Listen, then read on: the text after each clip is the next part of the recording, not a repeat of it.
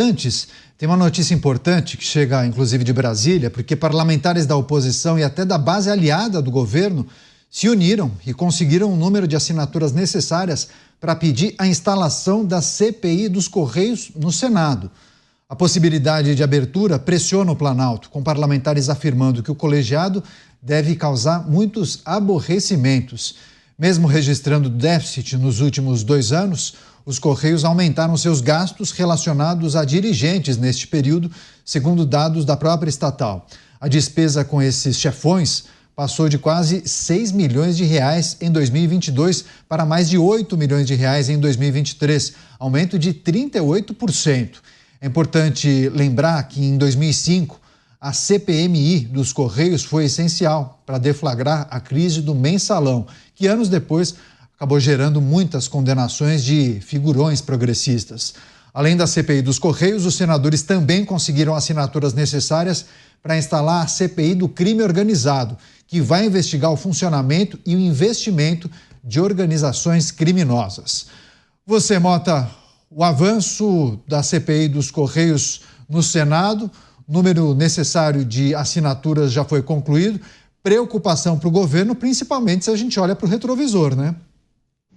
Bom, se traz preocupação para o governo, já está valendo de alguma coisa, Caniato, mas o meu conselho seria que os nossos congressistas não perdessem tempo com isso. Esqueçam a CPI dos Correios, abram a CPI da USAID. Essa sim vai ser a mãe de todas as CPIs. Ela tem tudo para ser um ponto de virada na história brasileira, porque não é só a USAID.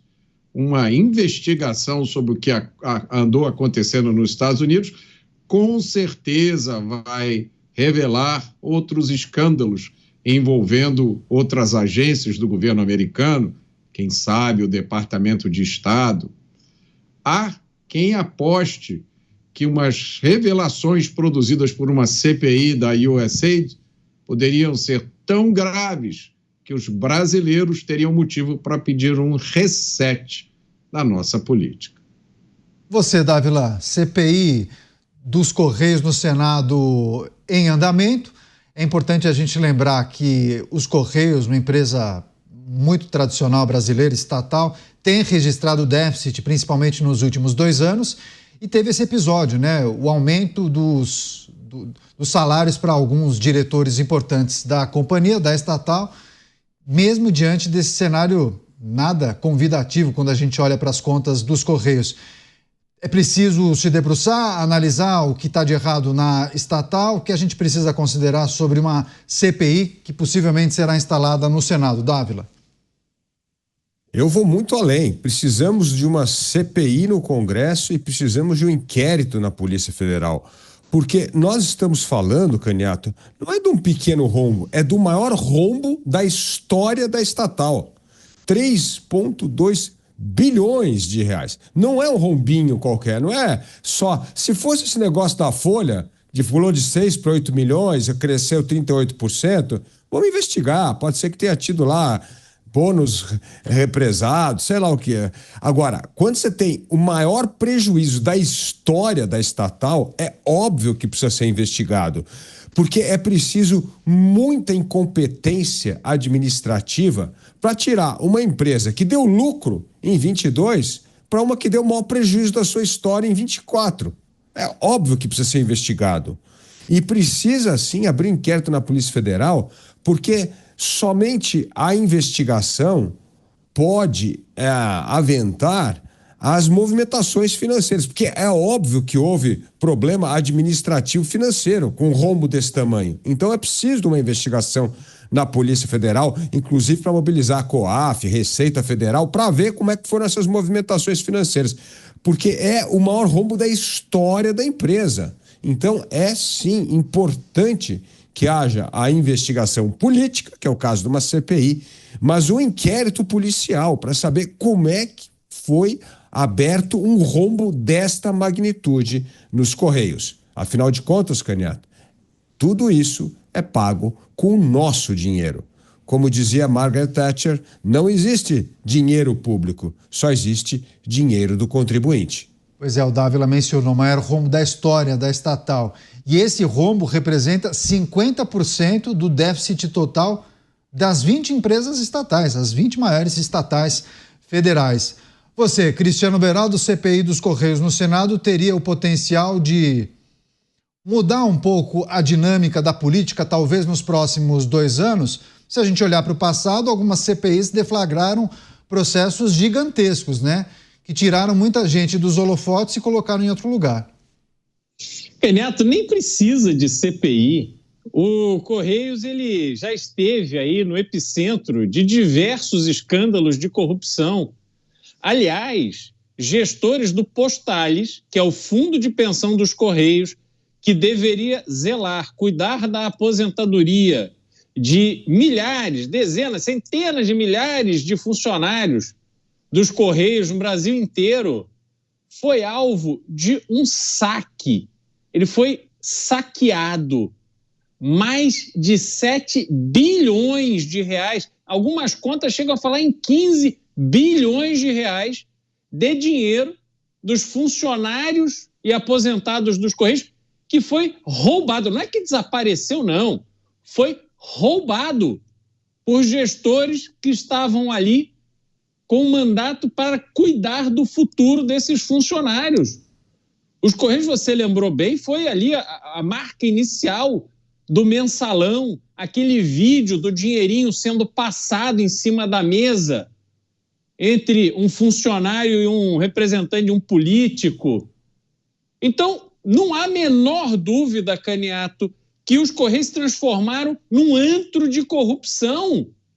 E mesmo assim, além de não resolverem o problema, ainda existe essa visão de que, por exemplo, o governo pode brigar com aplicativo de transporte, porque os Correios vão assumir esse papel. Então, manda embora as multinacionais malvadonas de transporte por aplicativo, que os Correios assumem.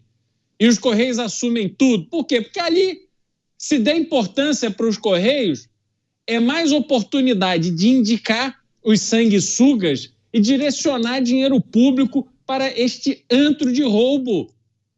Então, não precisa de CPI. Eu, sinceramente, não vejo ninguém que esteve envolvido e com envolvimento comprovado neste assalto ao dinheiro dos Correios e dos aposentados do Correio, efetivamente pagando pelos seus crimes. Então, Caniato, vale a pena. O crime está compensando para quem vai ali para os Correios. E é só para finalizar, lembrando da declaração do presidente dos Correios.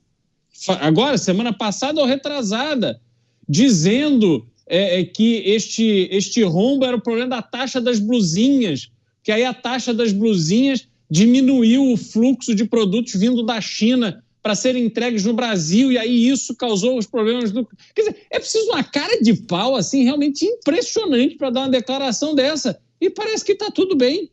Então, que se investigue, mas estou com Dávila, que se investigue pela Polícia Federal, porque no Congresso não há mais dúvida de que tem ali um grande esquema de fraudar dinheiro público das empresas públicas. Pois é, Beraldo mencionou essa declaração, quase uma justificativa do presidente dos Correios, atribuindo em grande parte a taxa das blusinhas, a mudança na legislação e a diminuição das importações feitas pelos brasileiros e também a diminuição da demanda pela empresa estatal. Agora, só lembrando a nossa audiência que, e não estou defendendo nem A nem B, tá? São dados, como o Dávila diz, dado e evidência. Na administração federal anterior, na gestão de Jair Bolsonaro, curiosamente os Correios fecharam no azul.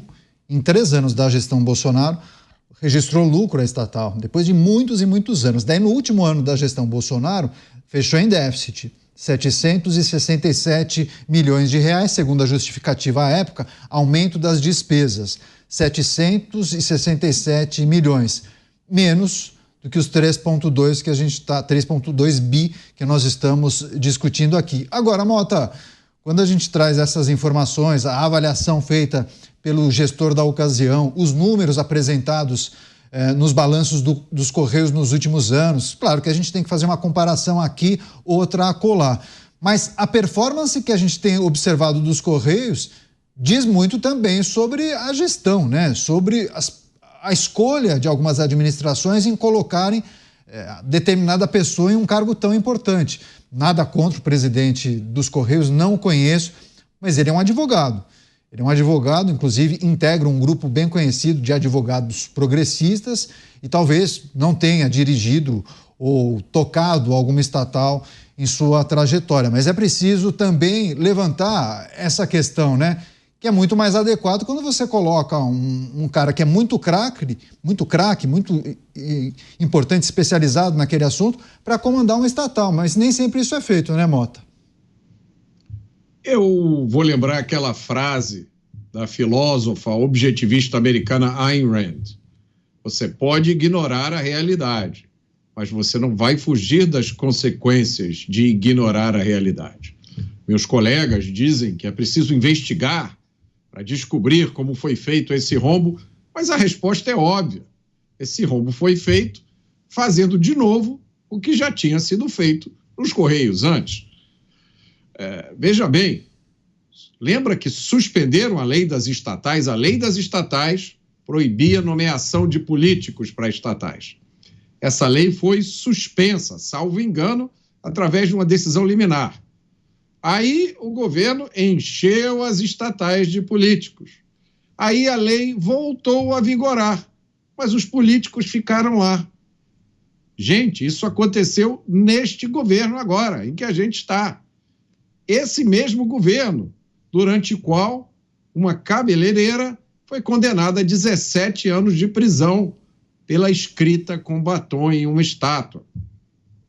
Meus colegas têm todo o direito de acreditar que pode ser feita uma investigação imparcial, que aponte culpados, que esclareça o que aconteceu e que leve à condenação eventual de alguém que tenha cometido crime. Agora, por tudo que eu já vi, eu não tenho mais o direito de acreditar nisso. Dávila, algumas pessoas da nossa audiência, enfim, questionando por qual razão administrações não zelam na escolha de gestores para as nossas estatais, né?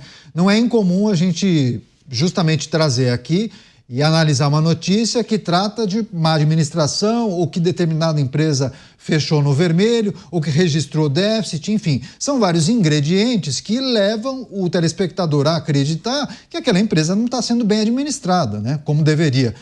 Os Correios, como outra estatal, também fazem parte um pouco daquilo que é mais importante para o brasileiro, que são as nossas empresas, né? Todo brasileiro é um pouco dono de uma empresa estatal. E quando ele se depara com uma situação como essa, ele se questiona, bom, peraí, estão administrando errado. E aí seria importante que você trouxesse essa análise. Por que falta cuidado na escolha de um presidente, de um administrador de uma empresa estatal? Bom, primeiro vamos entender as regras na escolha de qualquer presidência de empresa. Tem todo um processo seletivo, tem toda uma governança para fazer uma escolha criteriosa, e é óbvio que você vai escolher as pessoas que têm ali currículo, entrega, competência para assumir a gestão de uma empresa. Não importa se ela é pública ou estatal. No Brasil, a vida inteira, estatal é vista como feudo político, de indicação política. E depois da trajetória de Mensalão, Petrolão, Lava Jato, finalmente resolveram mudar a governança das empresas estatais. E essa mudança veio com a lei das estatais mencionada pelo Mota. A lei das estatais não permite essas indicações políticas, precisam ser indicações técnicas. Óbvio que a indicação ela é política porque ela é feita pelo presidente da República, mas tinha todo um critério para não poder lotear. Essa lei foi temporariamente suspensa pelo então ministro do Supremo e hoje ministro do governo Lula, Lewandowski. E aí veja só que escândalo. Quando o plenário vota a favor da manutenção da lei, tudo que foi cometido de irregularidade no tempo que essa decisão monocrática valeu, continua valendo. E esse foi o período do loteamento das estatais brasileiras por este governo, que acabou fazendo com que as estatais tivessem esse rombo de quase 8 bilhões de reais. Isso mostra, Caniato, a correlação direta com indicação política, loteamento de estatal e péssimo desempenho administrativo financeiro dessas empresas. Então, tá aí, é claro. Então, nós precisamos blindar melhor a governança, não só das estatais, como das agências reguladoras. Aliás, no governo Fernando Henrique, teve uma governança não só meritória, mas uma governança exemplar de indicação de técnicos para as agências. Ao longo dos anos, esqueceram a tal da lei e da governança e começaram a lotear politicamente de novo. Por isso que as agências também vivem uma crise, porque passaram a ser indicadas politicamente, não de maneira... Então, assim, a lei existe, só que nós precisamos fazer a lei valer. E o Brasil é o país da lei que não pega, principalmente leis moralizadoras que têm a ver com governança técnica. Tudo que é técnico, você acaba engavetando para ter uma decisão só política. E isso desvirtua não só as estatais, como as agências reguladoras, causando a todos nós brasileiros enormes danos, não só financeiro, como também na fiscalização de atividades fundamentais, como água, petróleo e telefonia e comunicação. Quando o Dávila menciona a necessidade de blindar a governança ou blindar as estatais, Beraldo, a gente percebe a dificuldade que é em avançar com essa ideia, porque a classe política ou os nossos parlamentares se beneficiam desse cenário, me perdoe a expressão, esse cenário avacalhado, entendeu? Onde o deputado indica parentes ou pessoas que não têm o preparo necessário para ocupar um cargo estratégico em uma estatal. Além das emendas, esse é um cenário que perdura já há muitos e muitos anos, em que vários parlamentares acabam se beneficiando, colocando, indicando muita gente. Eu até me lembro daquela expressão, né? Tal deputado queria o tal banco de porteira fechada com todas as vice-presidências. Não bastava indicar o presidente, tinha que ter todas as vice-presidências também, né, Beraldo? Daí é difícil. Não, e tem aquele episódio do Severino Cavalcante, falecido, deputado, ex-presidente da Câmara, né, que representou o baixo clero na Câmara, que, segundo relatos, ele disse que ele queria a diretoria da Petrobras que furava poço, que alguém disse para ele que a diretoria que furava poço é que tinha muito dinheiro, e assim vai o Brasil, Caniato. Aliás, meu conterrâneo Hamilton Magalhães, lá de Pouso Alegre, me lembrou o seguinte: hoje a Previ, que é o fundo de pensão do Banco do Brasil, tem capitaneando a gestão de mais de 200 bilhões de reais de aposentados do Banco do Brasil, um bacharel em História, com todo respeito aos bacharéis em História. Mas será que é essa a qualificação necessária para se gerir não só um volume de dinheiro desse tamanho, mas, sobretudo, o futuro de milhares e milhares de aposentados, pensionistas, funcionários que estão ali apostando numa velhice tranquila? É claro que existe uma tremenda má influência na gestão das empresas públicas e, infelizmente, nós vimos acontecer nesse governo uma piora muito significativa na qualificação desses gestores. Aliás, se a gente pensar hoje no cenário internacional, e vamos falar de Donald Trump daqui a pouco, a gente precisa lembrar que hoje o presidente da Apex, que é a Agência Brasileira de Fomento de Exportações, que tem o papel de levar os produtos brasileiros para o exterior, é monoglota. Quer dizer, alteraram a lei que exigia que o presidente da Apex fosse pelo menos bilíngue, que dominasse minimamente o inglês, para poder acomodar um político. Então, não se leva a sério, Caniato. Olha o que está acontecendo entre Estados Unidos, China, Rússia, Índia, o mundo inteiro aí, efervescente, e nós temos um monoglota na Apex. Então, me desculpem, mas o Brasil não se leva a sério. Não serão os outros que vão levar. Enquanto isso, nós, brasileiros, pagadores de impostos, é que temos que nos responsabilizar pela conta da incompetência e a conta da safadeza. Seguiremos atentos a essas movimentações. Qualquer novidade a gente traz aqui para debater com os nossos comentaristas.